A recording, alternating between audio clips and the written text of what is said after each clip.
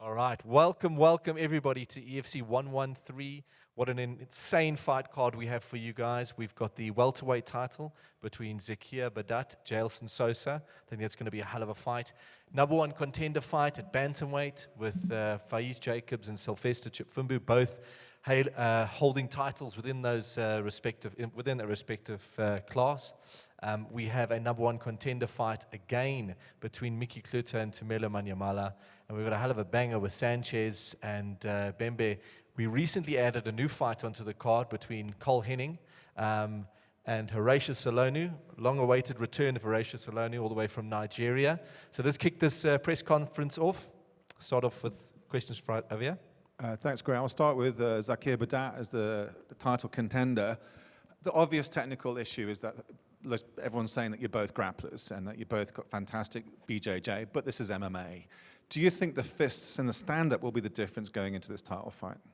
Yeah, I think that stigma has been around most of my fights, being from a grappling background predominantly and very much favoring the grappling aspect, especially on the earlier fights of mine.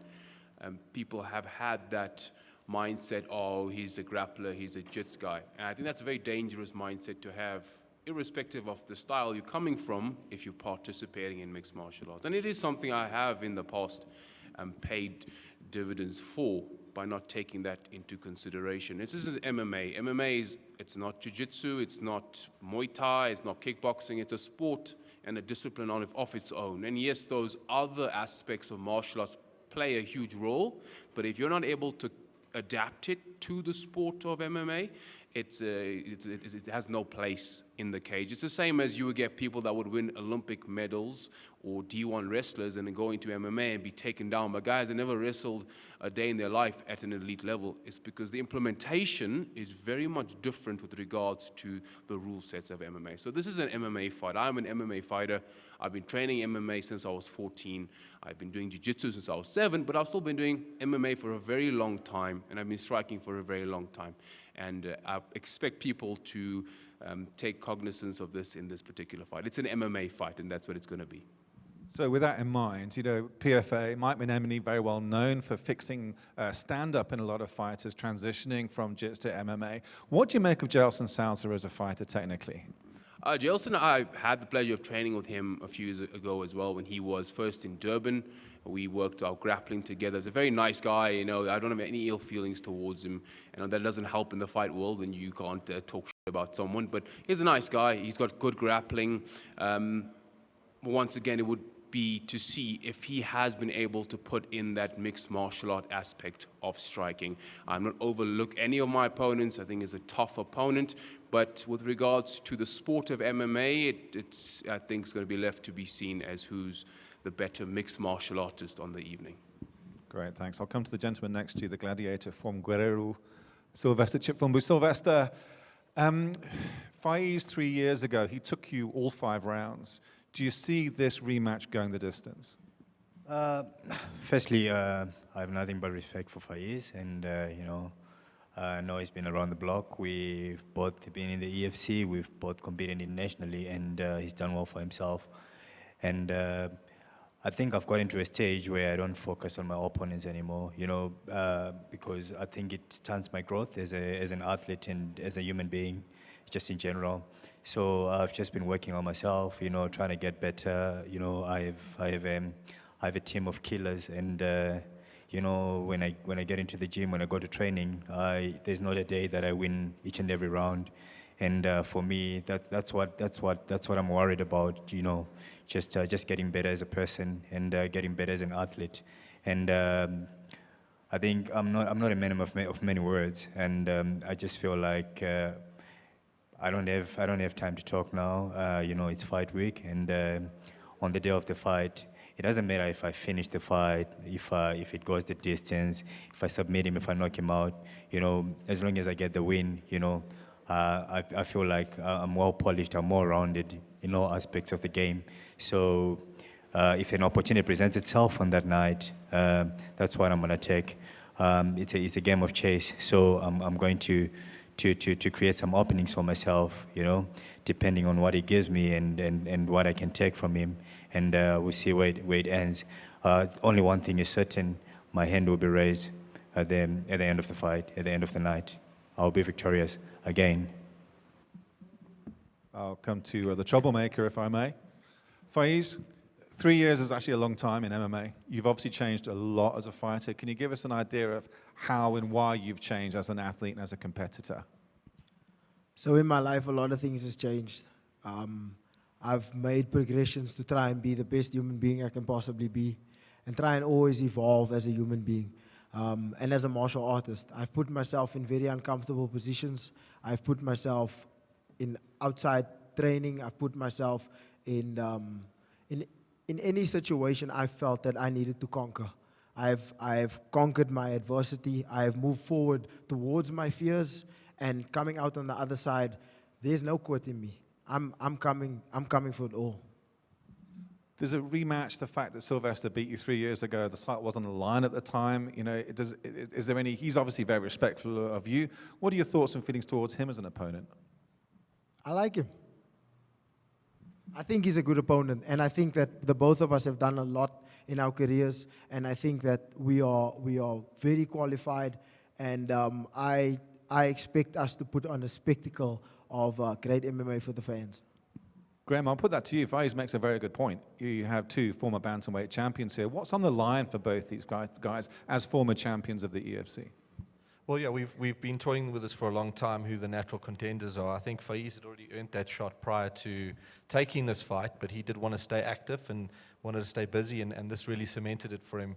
I think next to Zulu, you know, who I think Sylvester's fought Zulu. Have you fought Zulu yet? I mean, this is like we're doing round robins here, but why not? They're great athletes. They're at the pinnacle of African MMA, and if we can get them a chance to have a belt, it makes even more sense, because we know that that trajectory is still there. We want these guys to be fighting in the UFC, and that's, for me, the way to get there. And I think for a lot of us, that's how you get it, is get the wins, become the champion, defeat somebody like Zulu, wow, and then you go on to do that.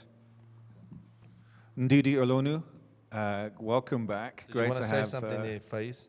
Oh, sorry. Shout out to Dana White. That was it. Okay, cool. Welcome back. It's been 9 years since you fought in the EFC. Why did it take you such a long time to come back to us?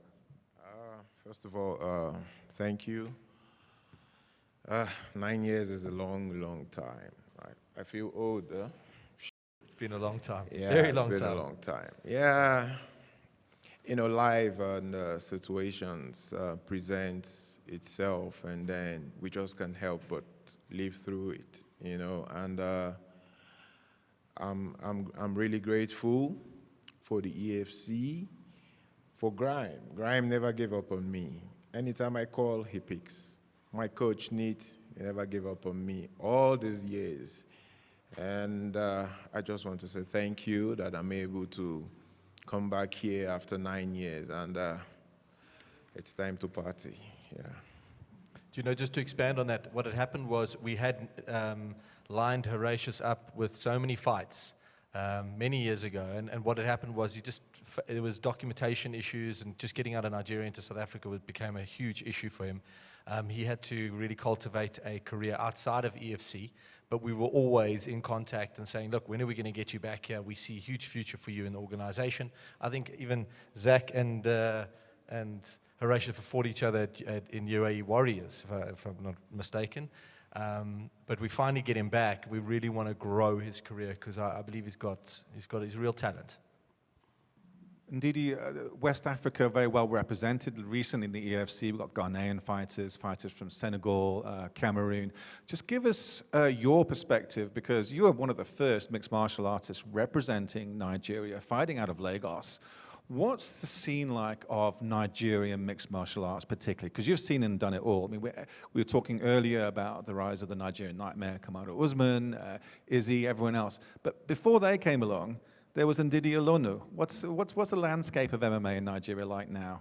Yeah, before all that came along, before Kamaru Usman, Israel Adesanya, all that, there was Ndidi Salonu, and there is still Ndidi Salonu.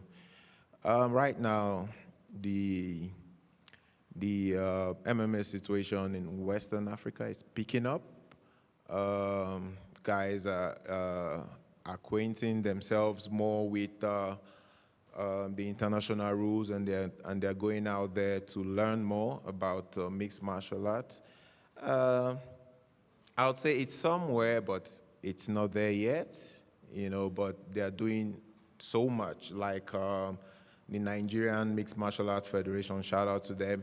Like, they came up this last year, and then they're trying to organize amateur events, trying to groom the fighters here and there. The guys are really at it this time, and they want to do more this year. Kudos to them. It's great to have you back. Thank you. Thank you so much. Mickey the Mouse Clute, let me come to you. It's a fantastic winning streak that you've had, and that incredible come-from-behind win against Lukman Jazbeh. Now Tumelo Manyamala is standing in your way of a title shot. How big is this fight for you, Mickey? First of all, I want to say thank you to EFC that I can be here, obviously. And second of all, to be honest, like I said, I've got a lot of respect for all fighters I fight against. I've never had an attitude against anyone. I know, like Sylvester said, it's, or not Sylvester, Zach said, what do you call it? It's part of, it's not always easy in the sport to not have that. But I feel I have to have respect because I know how hard I work to be here today. I train Monday to Sundays. I do take off rest, but it's completely 3 sessions a day, going to work, standing up in the mornings. Like I said, I don't mind how difficult Tumelo may be. Tumelo, like I said, he's a very good opponent for me, and I know definitely it's going to be a hard match. But there's one thing I believe in definitely for sure. It's very difficult to beat someone that doesn't give up. And believe me, I'm not giving up. And I'm going to get that title no matter what. Thanks very much. Sylvester, I'll come back to you if I may. You're lucky enough with the EFC team and Makuru to go back to Zimbabwe recently. What's the support been like in going into this particular fight from people back home in Zim?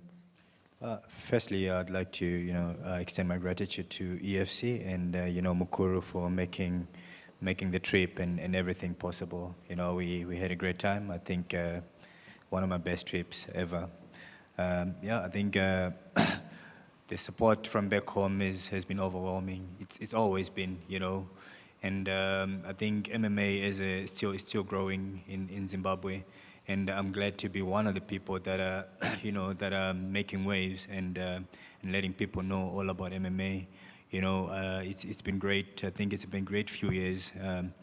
We've had a few, I think I'll say maybe less than 10 active fighters in the EFC from Zimbabwe, and we've already had 3 champions. And we have Simba Okonya is soon going to be a 145 champion. So I think we are doing well. We're on the right track. We're on the right trajectory. And the support has been great from back home, and I appreciate it.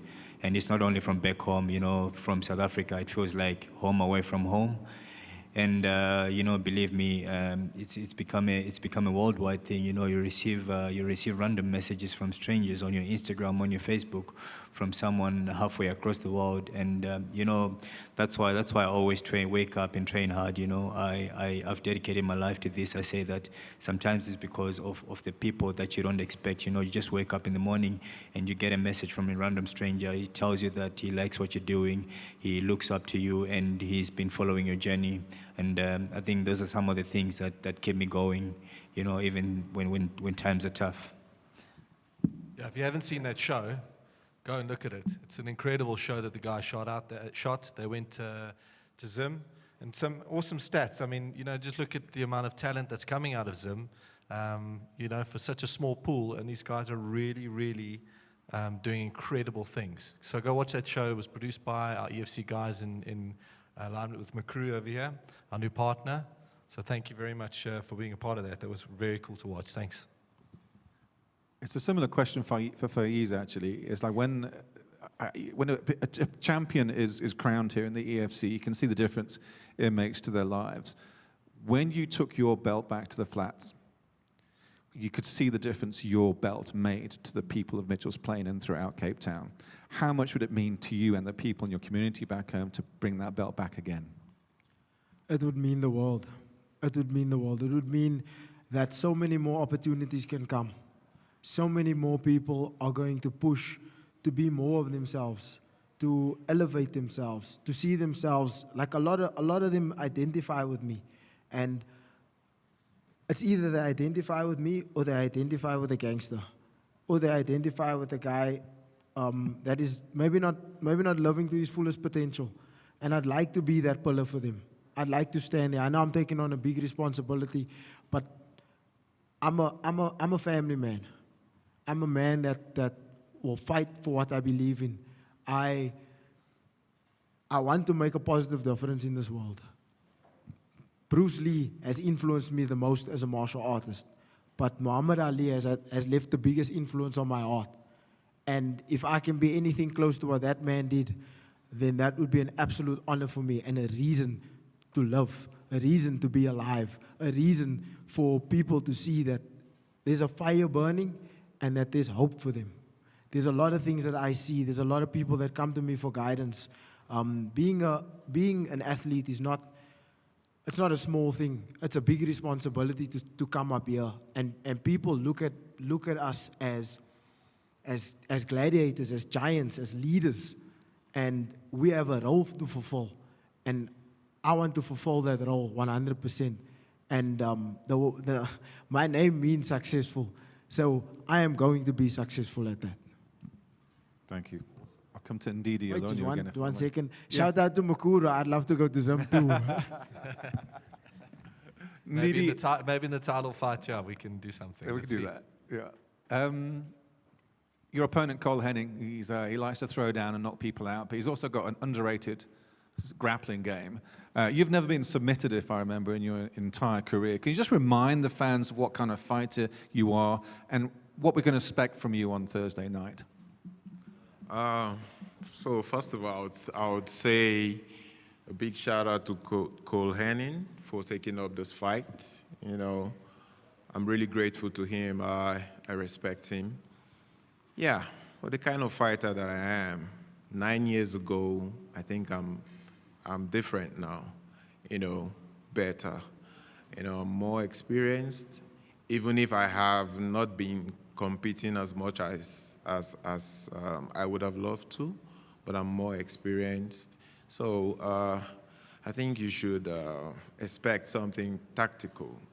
I don't go in. I am rage, but my rage is not like the fire rage. It's like a cool rage. You know, I go in, I take my time.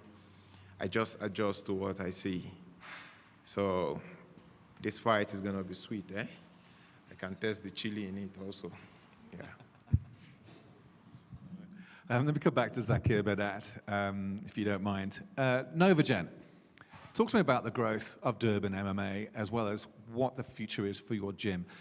I'm not going to ask you about how big this fight is for you because you kind of give me the same answer every time. Every fight's big, every fight's important. But just try and indulge me. How big is this fight for you and what is the growth of Novagen in Durbs? So it's a very pertinent question, and you can excuse me for giving you that same generic answer, but for me that's a mistake I often find fighters can lead themselves into in life, especially in fighting. You're one punch away from either winning or losing, and if you overlook and if you look beyond in which you are currently facing a challenge, that challenge is going to get the better of you. So that's why I often give that answer, because that's what I truly believe. It's a pitfall that I want to not step into. When it comes to, being the EFC champion or fighting for the belt, it's somewhat poetic in a way. I remember, and I won't mention the name because he's a very nice guy. When I was a teenager, I was made to be a sparring partner for the EFC welterweight champion at the time. And I remember, so I was brought in as more of the grappling aspect. I remember sparring, and as a young, exuberant lad that I was, I got the better of him in a few rounds, but probably tired or whatsoever. And I remember going to the car afterwards and seeing my dad in the car and being ecstatic. I just sparred with the welterweight champion and I'd got the better of him, etc. And it's just poetic that I'm now fighting for the welterweight championship. MMA started in KwaZulu-Natal many years ago when it was first called No Holds Barred, or it was called, I forgot what it was called back then. But there were a few organizations that was run under the MMA banner as we have today. So Jiu-Jitsu and MMA has always had a pedigree in KwaZulu-Natal. I would say over the last few years, however, the scene has been far quieter than the rest of South Africa. And I hope to bring back that fire and that flame to inspire future athletes from KwaZulu-Natal and from Durban. We're a small community in general in South Africa, and in KZN we're even smaller. And that's why I truly believe in traveling and getting as much experience as I can from as many different places as I can. Very grateful to have an awesome team at Norwegian and with my brothers, Badat brothers. You know, I'm fortunate to have a family that is so included in the journey, part and parcel, all being martial artists in varying degrees and all being part of the life of a martial artist. So in that regard, bringing home an EFC championship would be huge. It would be a great success for my family and for myself, and hopefully as future inspiration for the rest of the athletes that come out of KZN. I'll ask you another tough one. I know you're going to not like this question. Yes, yeah. Do you and Jailson, both fighters training at sea level, championship rounds, 5 rounds in there, are you any concern about both you guys taking you into deep waters in rounds 4 and 5? So I've been in deep waters before. I've been almost knocked out, almost stopped when I fought at middleweight, etc.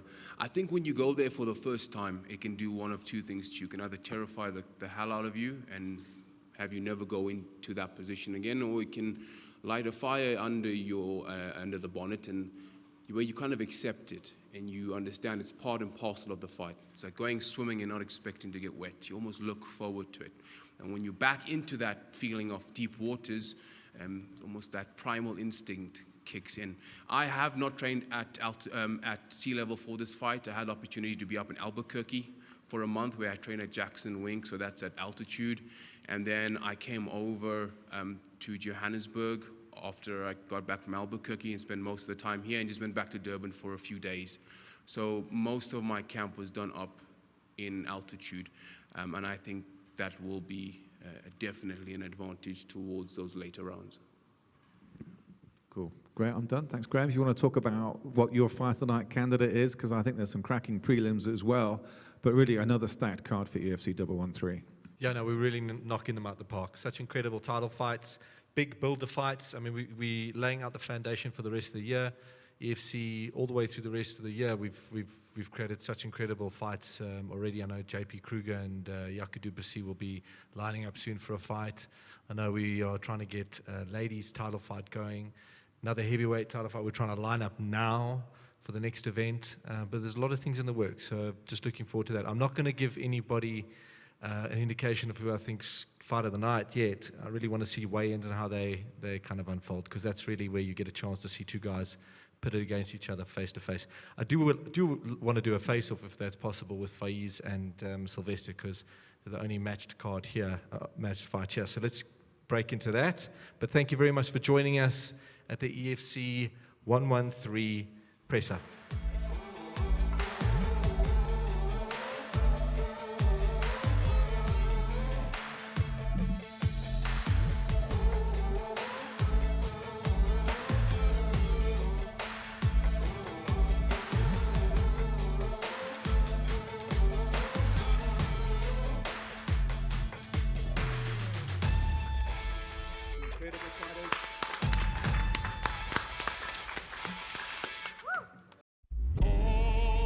After entering the Ultimate Fighter house, Mark Hulme has vacated his welterweight title, leaving two top contenders to battle it out for the 170-pound belt.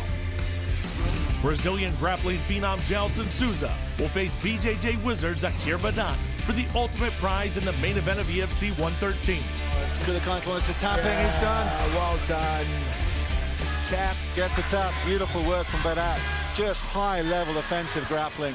Whilst in the co-main event, two former champions will contest #1 bantamweight contendership, as the Mother City's troublemaker Fiz Jacobs is out for revenge against Zimbabwean great Sylvester Chipfumu for the right to face King Shaka Zulu for 135-pound gold. There's a big knee to the face. He's down, he's finished. On the right hand, Chipfumu did it, the Gladiator! EFC 113, Thursday the 9th of May, Johannesburg, South Africa. Broadcast and ticket details at EFCworldwide.com.